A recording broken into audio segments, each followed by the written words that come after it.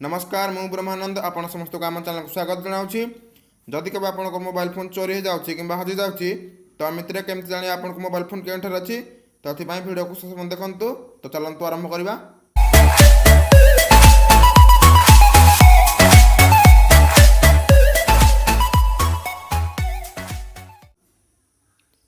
आरंभ करने पूर्व अधिक टेक्नोलोजी ट्रिप्स टिप्स और फर्स्ट विषय जानापी आम चैनल ओडिया टेक ज्ञान को सब्सक्राइब करनी और पाखे घंटी दबा को बिल्कुल भूलु ना। यही ट्रिक को करने आपको एक स्मार्टफोन और हजिथा मोबाइल लगन जीमेल और जीमेल पासवर्ड आवश्यक। तो चलते देखा किपर करेंगे। प्रथम आपको प्ले स्टोर एक आप्स डाउनलोड करा पड़ो जार ना हूँ फाइंड माई डिवाइस। तो चलते सर्च करना।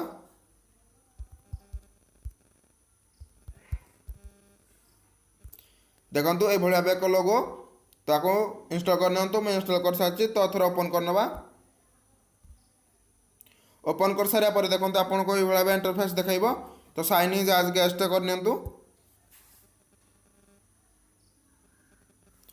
साइन इन एज गेस्ट करना देखो ये इंटरफेस खोल। तो आपंकर हजिथा मोबाइल रे लॉगिन थी जीमेल को भर दिंतु।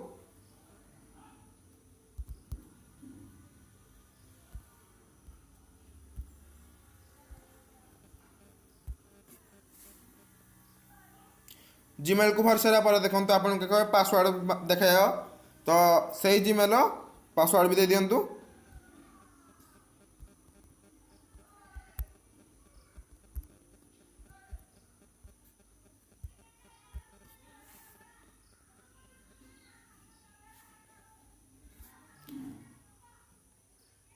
देखो पासवर्ड दे सारा पर आपको किसी आलाउ मांग। तो आलाउ कर।